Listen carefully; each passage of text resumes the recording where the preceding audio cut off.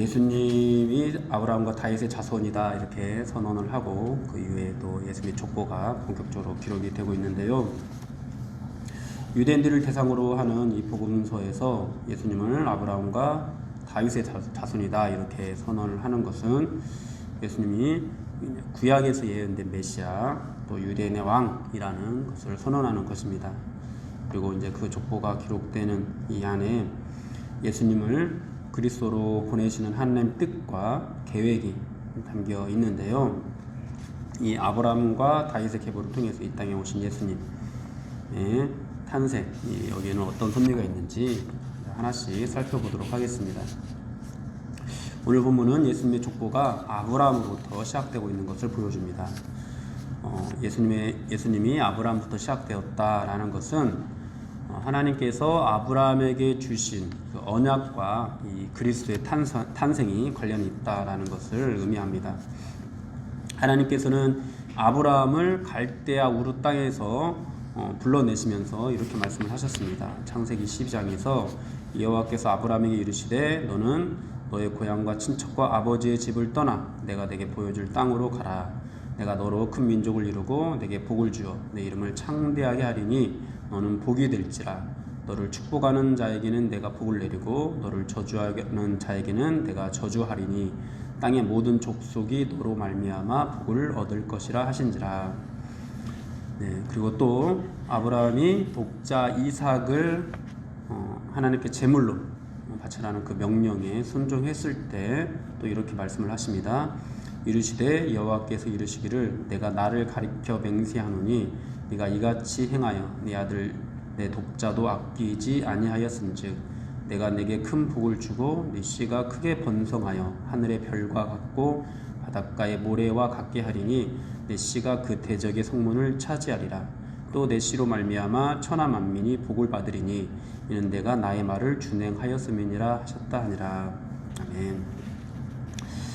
하나님께서 아브라함에게 주신 이 약속은 아브라함이 복이 되어서 그가 큰 민족을 이룰 것이고 또 그의 씨가 원수의 그 성문을 그 대적의 성문을 차지하게 될 것이고 또 그 씨를 통해서 천하 만민이 복을 받을 것이다 라는 그런 말씀이었습니다.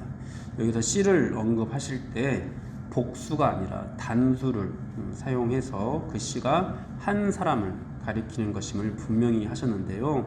그분이 바로 이제 그리스도죠. 그리스도를 통해서 천하 만민이 복을 받게 하시겠다라는 이 약속을 아브라함을 통해서 주신 것입니다. 그렇게 천하 만민을 위한 메시아 예수 그리스도를 이 땅에 보내시기 위해서 하나님께서는 아브라함이라는 사람을 택하셨고요. 또 아브라함의 자손으로 오신 예수님이 이제 바로 그렇게 천하 만민을 위한 메시아로 오셨다라는 그런 말씀인 거죠.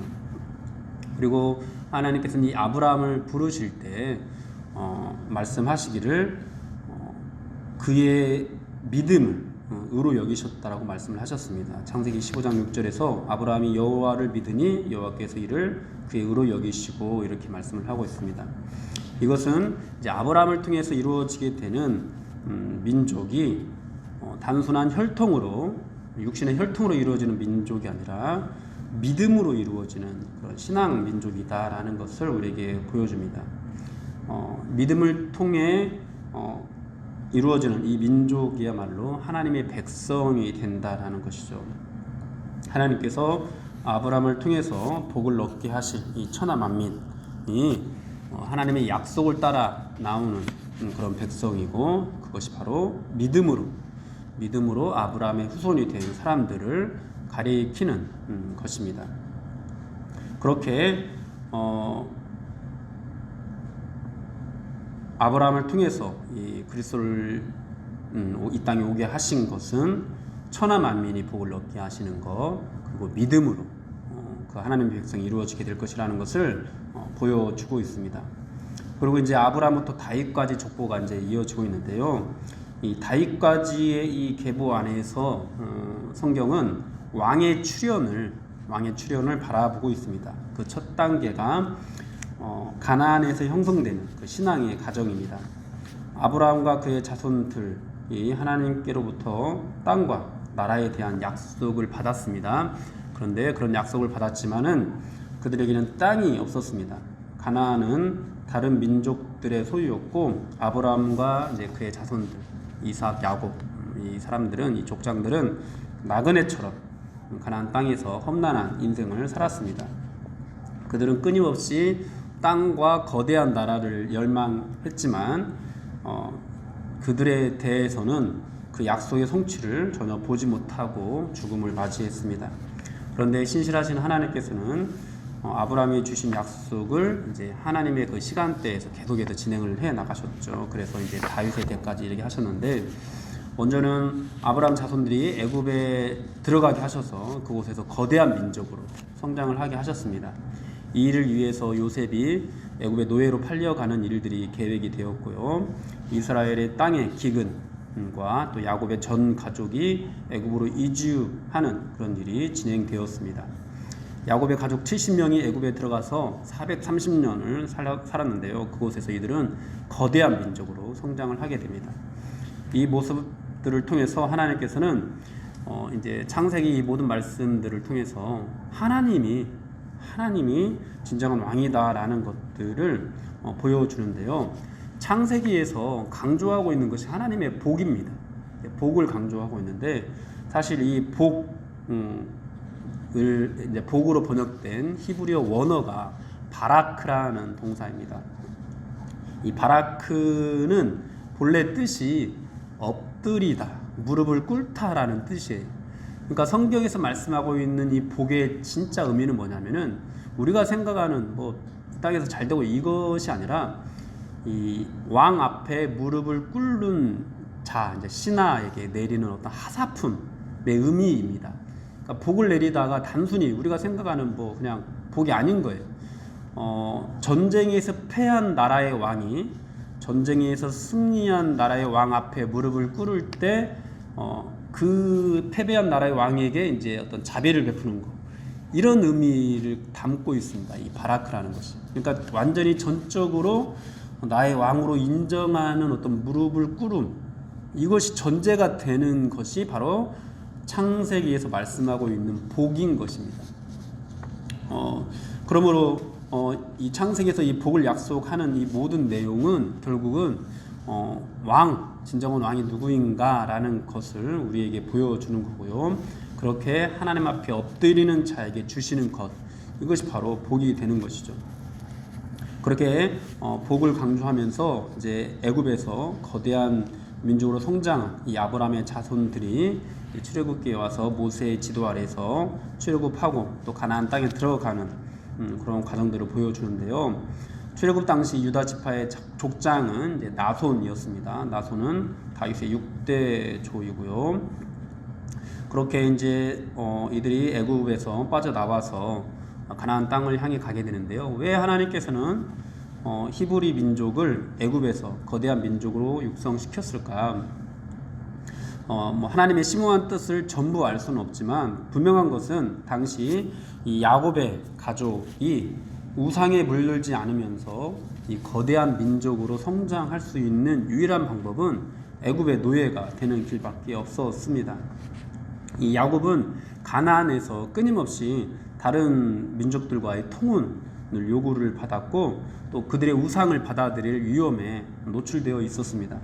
그러나 그들이 애굽에 들어감으로써 애굽 사람들로부터 철저하게 격리를 당했습니다.